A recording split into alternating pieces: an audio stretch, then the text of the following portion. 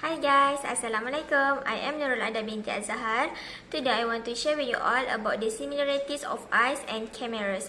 We will find out how your eyes are from image and how do we record image. Alright, happy listening. Alright, let's find out what the refraction of light is. Refraction is bending of light when it passes from one substance into another substance. Fun fact, your eyes uses refraction to focus light. For an example, refraction in the sun looks distorted on sunset because how light bends in the Earth's atmosphere. To make you more understand about focusing light, let's watch the video on the next slide. How do we see? Let's follow the light. Light enters the cornea, the clear window of the eye. The cornea bends the light, so it passes through the pupil. The iris makes the pupil bigger or smaller, which determines how much light gets to the lens. The lens angles the light through the clear vitreous to focus it on the retina. The retina converts the light into electrical impulses. These impulses travel along the optic nerve to your brain, producing an image. While it may sound complicated, this happens in less than a second and allows you to see the world around you. Alright, this slide explains about focusing image. The focal point is where the light comes from different direction become the focus. Look at the picture. An image from behind a single convex lens is actually upside down. Next, how do we record image? A camera focuses light an eye and captures the image with a detector. The CCD detectors in digital cameras are similar to those used in modern telescopes. What is a CCD?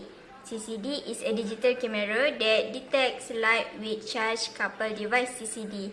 Okay, that's all from me. Thank you. Hi, Assalamualaikum everyone. Okay, my name is Nur Ati Razati binti Muhammad Ramli.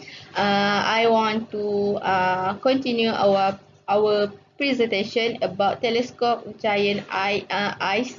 So, in this topic, I and my friend want to explain about three items. Number one is what are the two more important properties of a telescope. Second, what are the two basic design of telescope. Three, what do astronomers do with telescope. Okay, we go to what are the two most important properties of a telescope. So the two items in most important are light collection area and angular resolution. So light collection area is telescope with a larger collection can gather amount of light in a shorter time. So second, angular resolution is telescope that are larger are capable of taking image with greater detail. So we go to light collection area. So a telescope diameter tells you its light collection area. Area with divide pi j diameter per 2 power 2. The largest telescope currently in use have a diameter of about 10 meters. If you have a bigger telescope, it's better. You will see what you want to see with clearly. Next, angular resolution. The minimum angular separation that the telescope can distinguish. Ultimate limit to resolution come from interference for light within a telescope. Larger telescopes are capable of greater resolution because this leads interference.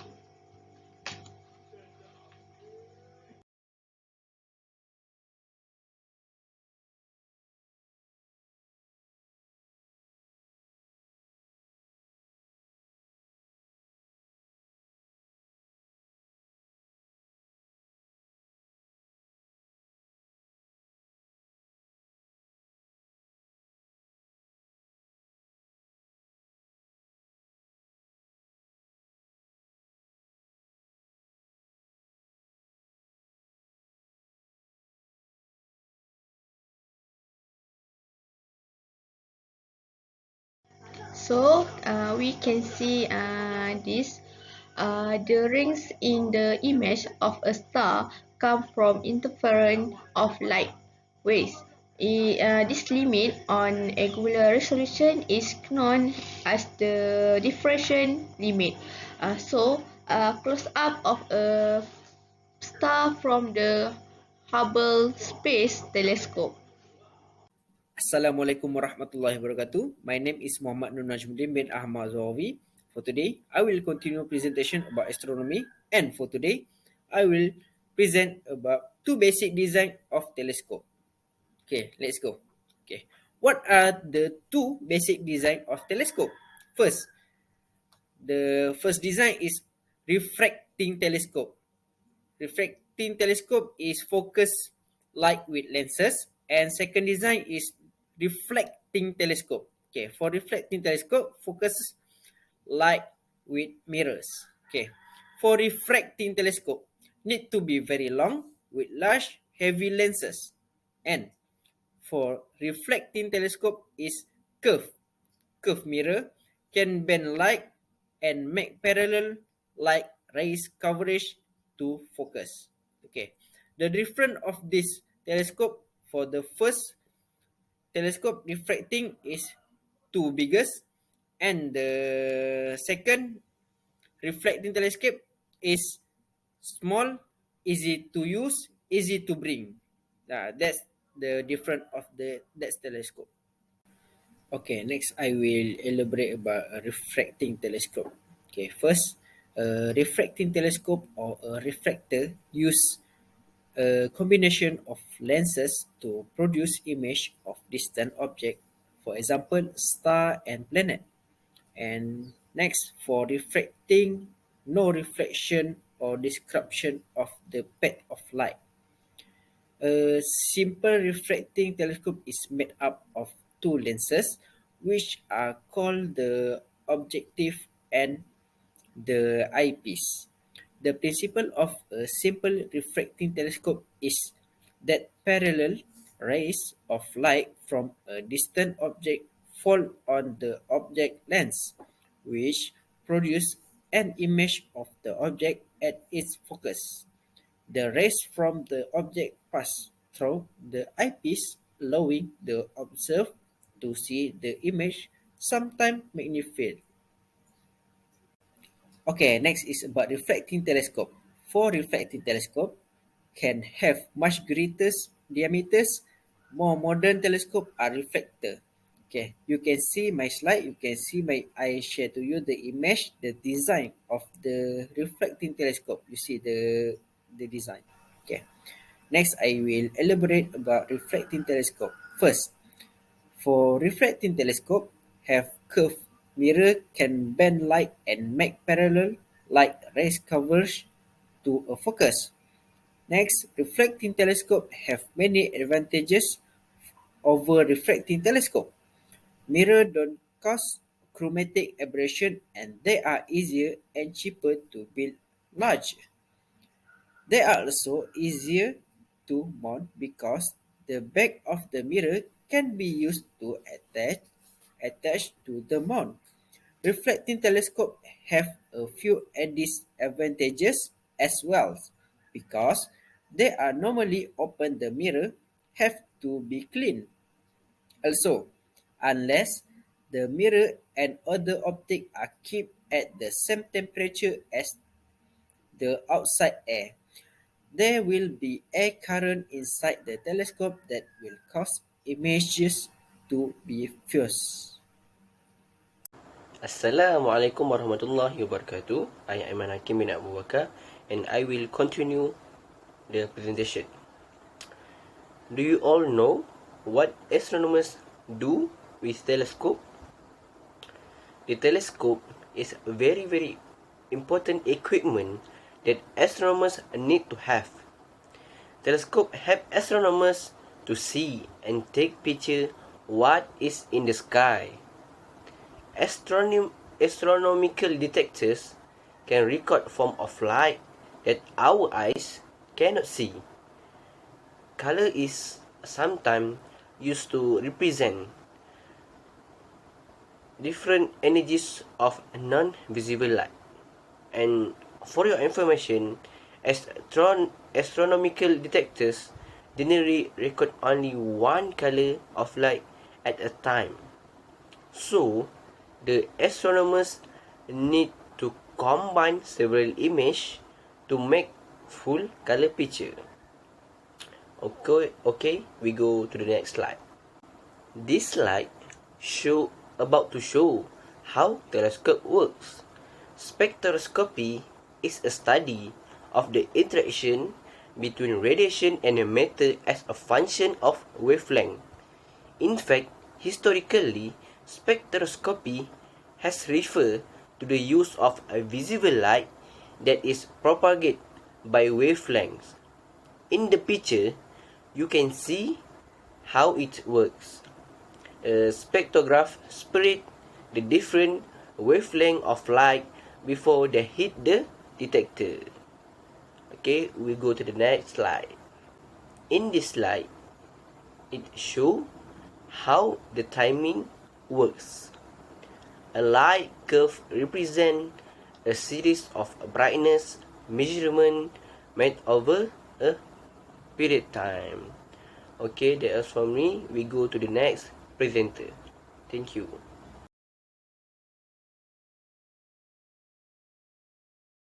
Hi, Assalamualaikum. I'm Nurizatul Aisyah. Alright, I will continue about with how does Earth's atmosphere affect ground-based observation. The best ground-based sites for astronomical observing are: first is dark, far from city light. Second, calm, not too windy. Third, dry, few cloudy nights. And for the last one is high, less atmosphere to see through. The first one about the best ground-based sites for astronomical observing are dark, far from city lights. The sky is dark. The atmosphere scatters the city lights, making it impossible to see vague objects. Therefore, the site must be the best and located away from big cities. Even with the naked eye, one can clearly see the difference between what can be seen in the night sky in the city and in the country. For example, in Doi Chiang Dao, Thailand, or Kota Bintang, this place is one of the darkest places in the Thailand. The highest peak in Thailand requires 7,100 foot climb that takes 2 days and 1 night to reach the summit of the Dinh Lao mountains in northern Thailand. Next, calm, not too windy, stable air. Light rays are distorted when they pass through turbulent air, with the result that the image seen through a telescope is distorted and blurred. The most stable air occurs over large bodies of water such as oceans, which have a very uniform temperature. Therefore, the best sites are located in coastal mountains such as of the Mauna Kea Observatory or MKO, are several independent astronomical research facilities and a large telescope observatory located at the summit of Mauna Kea on the Big of Island, Hawaii, USA. Next, dry, few cloudy nights. When you want to see the stars, you have to go to the farthest place from the city. Or otherwise, the night pollution will not let you see too many things. It is true that there are telescope where you can still see many objects and in the city, but it would be better to stay away from artificial light. Similarly, the relatively dry desert area is also the best place to see the stars. For example, in the Atacama Desert, this problem does not exist. Not only is the light pollution, but the low cloud cover, dry areas, and altitude above sea level make the picture see through a telescope very sharp. There are observatories that are there, such as ALMA, which is the largest astronomy project in the world. Next, last but not least, high. Less atmosphere to see through. High area. Water vapor in the Earth's atmosphere absorb infrared radiations. Fortunately, water vapor is concentrated at low altitudes, so infrared observatories are best located at high altitudes. For example, in Mount Hihuan, Taiwan, the high altitude makes Mount Hihuan as high as 11 and 200 feet as one of the best places to see stars in Taiwan. Next, we go to the problem encountered while using telescopes. For the first is twinkling and turbulence. We can see in the picture the difference between the star seen with the ground-based telescope and the same star seen with the Hubble Space Telescope. Turbulent airflow in Earth's atmosphere distorts our view, causing stars to appear to twinkle. Second, light pollution. The next picture, we can see the scattering of man-made light in the atmosphere is a growing problem for astronomy. This problem makes it difficult for us to see the stars clearly when using a telescope. And for the last is adaptive optics. We can see in the picture the difference between a scene without adaptive optics and scene with adaptive optics. Rapidly changing the shape of a telescope's mirror compensates for some of the effects of turbulence. Assalamualaikum warahmatullahi wabarakatuh and good afternoon. Me, Fatin Hanani. So we are going to the next topic. Why do we put telescope into space? Okay, the reason is scientists want to know more about outside Earth atmosphere and also to get clear view from galaxy, stars, and also planets.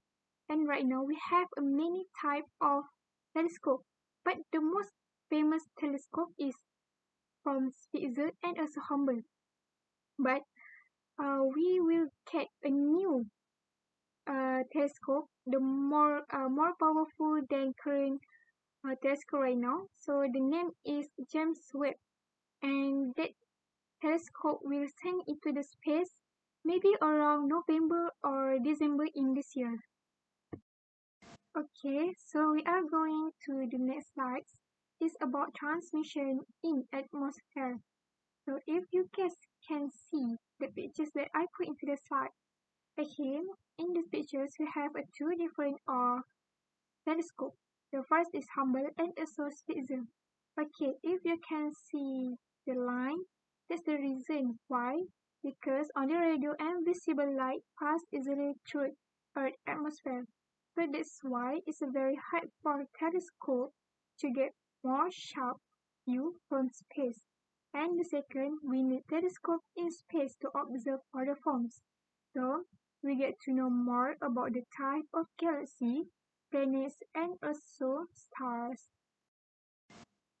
Okay, so we are going to the last slide. So this slide is about what I have learned. Okay, the first what I have learned is about how those Earth atmosphere affect ground-based observation.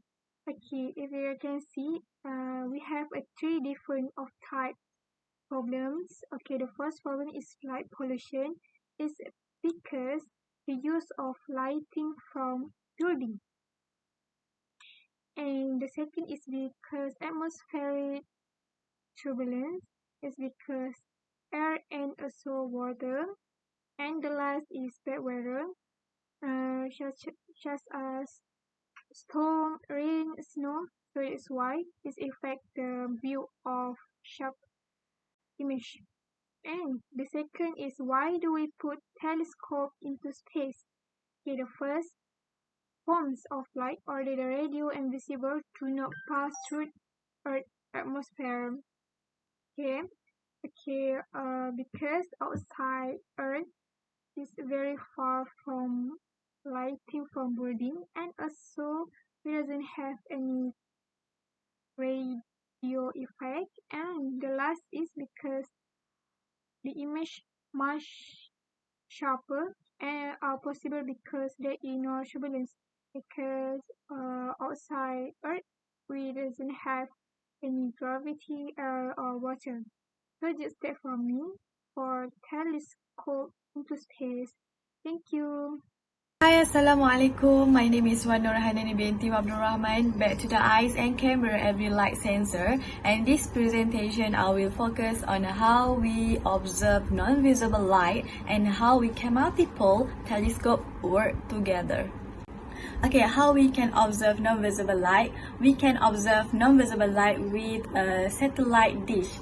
A standard satellite dish is essentially a telescope for observing a radio wave.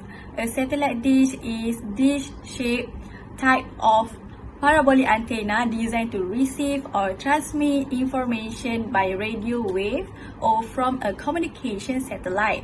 The term most commonly means a dish which is receive direct broadcast satellite television from a direct broadcast satellite in geostationary orbit. Next, we can observe non-visible light with a radio telescope.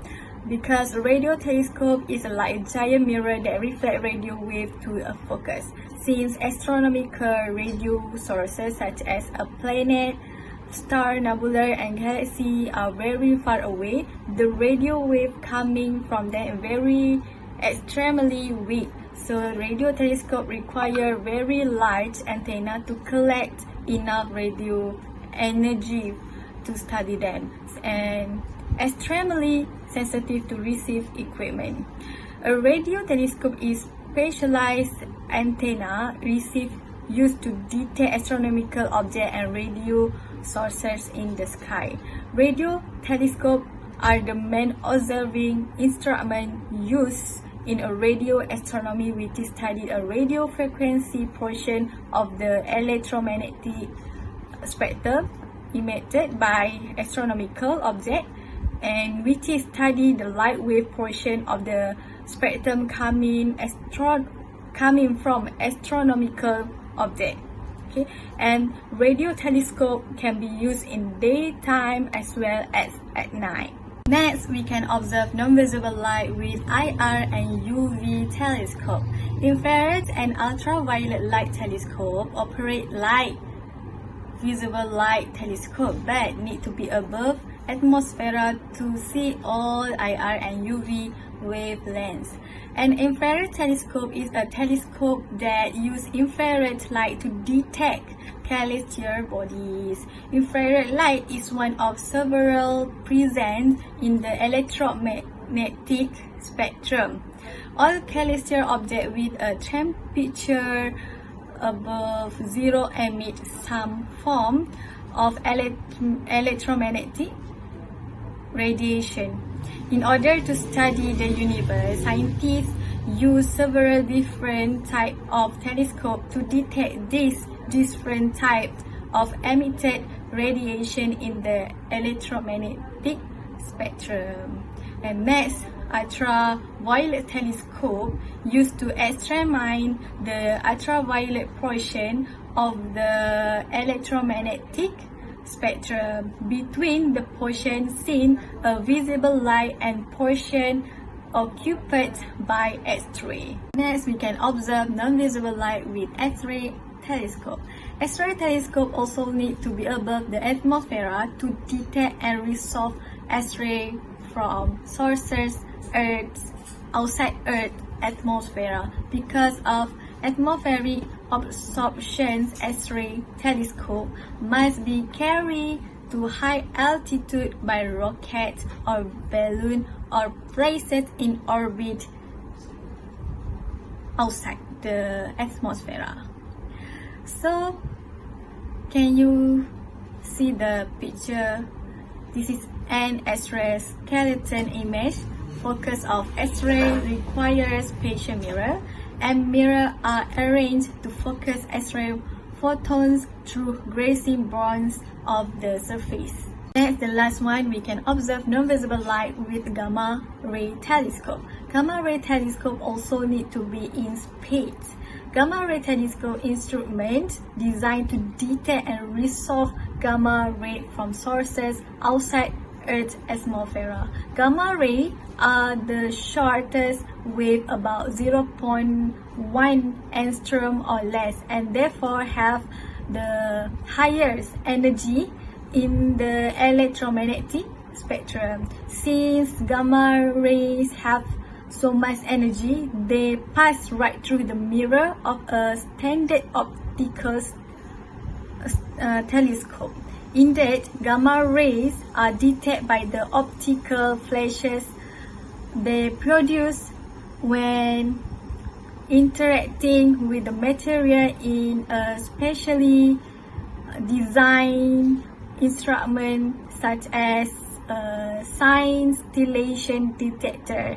And Earth's atmosphere block most gamma rays. So most gamma rays telescopes are carried on satellite and balloons. So gamma rays must to have in outside Earth's atmosphere. That's all for me. Thank you. Hello, I'm Hanisa binti Mahfuz, and now let's focus to the question that how can multiple telescopes work together. Let's see. It is possible for multiple telescopes work together? Definitely yes. There is a powerful technique for linking multiscopes known as interferometry. Interferometry is a technique for linking two or more telescopes so that they have the angular resolution of a single large one.